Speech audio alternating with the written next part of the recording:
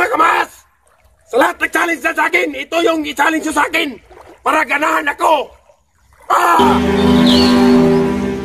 Boy Maas Official, o mas kilala bilang Boy Maas, na ngayon ay nakilala natin bilang isang Boy Maas Official 2.0. Noong panahon na hindi pa siya nagpa-vlog, ay dumaan siya ng matinding kahirapan sa buhay. Dumaan siya sa pagkakarga ng mga kahoy na mabibigat at pinasok niya ang pagiging construction worker para lang makaahon sa kahirapan at matustusan ang pangangailangan sa araw-araw. Ngunit sadyang mapaglaro ang tadhana, sa kabila ng kahirapan ng buhay ay dumaan din siya at ang buong pamilya ng matinding problema sa kanyang kapatid. Ito'y nakakabata niyang kapatid na babae na nagkaroon ng bukol sa malapit sa tenga at kailangan itong maoperahan. Dahil kung hindi, ay maaari itong ikakabingi ng kanyang kapatid o di kaya umaabot pa sa punto na baka mabawian pa ito ng buhay. Dahil sa labis niyang pag-alala sa kanyang kapatid na babae, ay sinubukan niyang gumawa ng video at gumawa ng isang challenge na kahit kailan dito sa Pilipinas ay wala pang nakakagawa. Kaya gumawa siya ng isang challenge na nagpakagat siya sa tinatawag sa amin dito na lapinig. At nag-successful ito, ngunit dahil dito ay muntikan pa na mapahamak o malagay sa panganib ang kanyang buhay. Habang ina-upload niya ang video na ito, ay wala siyang kaalam-alam kung saan makakarating ang video na kanyang ginagawa. Ang pinagdarasal niya lang noon na sana ay may makakita sa video na kanyang ina-upload at may makatulong sa kanyang nakakababatang kapatid na babae para ito ay maoperahan. Mula sa paggawa ng kanyang content na iyon hanggang sa ito'y ma-upload, nagulat na lang siya na kinabukasan ay nag-viral ito sa social media. Gulungas, nandito na ako! Tignan mo ako ha! Kung paano ko, anuhin yung buko! Tignan mo nang maigi! Mula sa pagiging viral ng kanyang video na ginawa, ay nagbabasa siya ng mga comment at iilan doon ay nagsasabi na gumawa pa siya ng panibagong content kapalit ng isang halaga. Kaya naman, gumawa siya ng mga panibagong content na challenge. Nariyan ang nagpakuryente siya sa ilog. Uy, turari! Uy!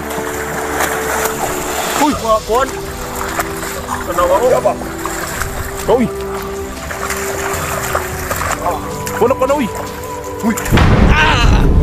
Nagpakagat ng tuko hanggang sa ito ay nag-viral ulit at napabilang sa mga itampok sa Kapuso Mo, Jessica Soho. Maraming mga tuko dito sa Butuan City sa Agusan del Norte at sila ang target ni Boy Maas. Sa kabila ng paggawa niya ng challenge content ay unti-unting umusbong ang kanyang channel at dumarami ang manonood ng kanyang mga video. Sa kabila ng pagiging busy niya sa paggawa ng mga challenge content ay hindi niya na lang inaasahan na makakasahod na pala siya sa Facebook at sa YouTube.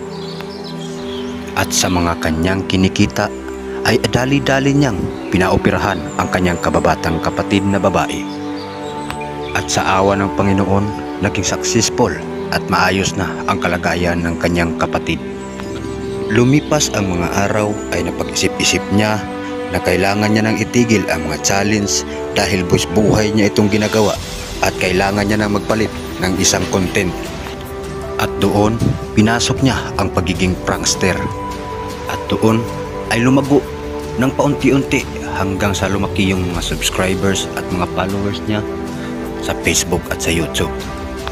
Dahil sa mga prank na kanyang mga ginagawa. Ngunit sa kabilang banda ay isa rin pala itong delikadong content. Dahil hindi mo alam ang kakasalubong mo na tao na ginawan mo ng prank ay baka mainit ang ulo at buhay pa ang magiging kapalit. Kahit ganun pa man ay ang lahat ng iyon ay tiniis niya para lang sa kanyang pamilya. At alam niyo ba mga ka-FS na hindi lang niya sa pamilya gustong tumulong, at mataas din ang pangarap niya na makatulong sa mga nangangailangan ng tulong na katulad niyang mahirap. Sa haba-haba ng kanyang nilakbay sa social media, napag-isip-isip niya na panahon na para tuparin ang kanyang mataas na pangarap. Ito ay ang makatulong sa mga mahihirap na kagaya niya. At dito na nga, pinasok niya na ang pagiging charity vlogger. At marami siyang natutulungang mga nangailangan. At yan ay hindi lingid sa ating kalaman. Sa pagiging charity vlogger niya ay kahit walang video ay ginawa niyang tumulong sa mga nangailangan ng tulong. Dahil ito naman talaga ang matagal niya ng pangarap. Sa pagiging charity vlogger ay hindi naman talaga maiiwasan na may mga taga-ibang bansa na may kayang tumulong, na handang tumulong sa mga taong nangangailangan. Kaya naman, si Boy Maas ay nagkaroon ng maraming mga sponsor. Dahil sa mga sponsor, si Boy Maas ay nagiging tulay para ang mga tao na walang mga bahay ay mapabahayan. Kaya ang sumusubaybay sa YouTube ni Boy Maas Official noon ay hindi natin may pagkakaila na marami ang mga taong walang mga bahay ang napabahayan niya.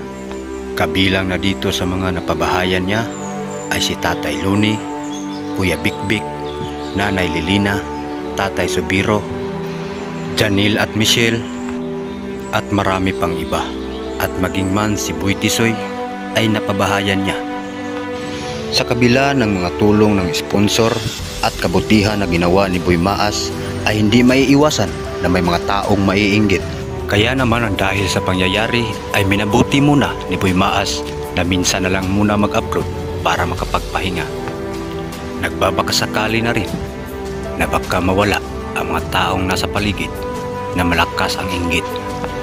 Ngunit sa kabila ng kanyang hindi pag-upload ng mga video ay isang malaking pangyayari na hindi inaasahan.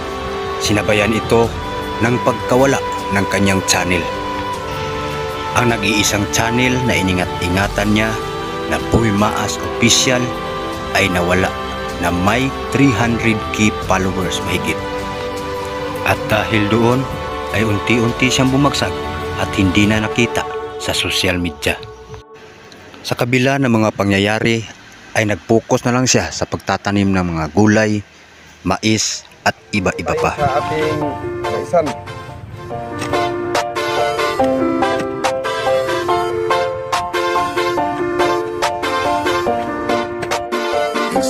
Ito ang Team Boy Maas, handang tumulong sa mga mahirap at nangangailangan. Handa na umalalay, di ka pababayaan, lalo na kapag sa oras na kailangan. Ngunit sa kabila ng mga pangyayari ay kahit nadapa ay ngayon ay pilit na bumabangon at balikang muli ang social media. At ito na ngayon ang bago niyang channel, ang Boy Maas Official 2.0, na unti-unti na rin lumago. Sana ay masuportahan natin ang kanyang channel na Boy Maas Official 2.0. Wala siyang ibang hiling sa Panginoon at sa ating mga manonood na mga solid supporters niya na makabangon ulit sa pagkakadapa at makatulong muli sa mga kababayan natin na mas nangangailangan pa ng tulong. Yan ang mga pinagdaanan ni Boy Maas na imbis na manghina o mawala ng pag-asa ay mas lalo pa siyang tumibay at ngayon ay nag-uumpisa para sa mga taong mahihirap.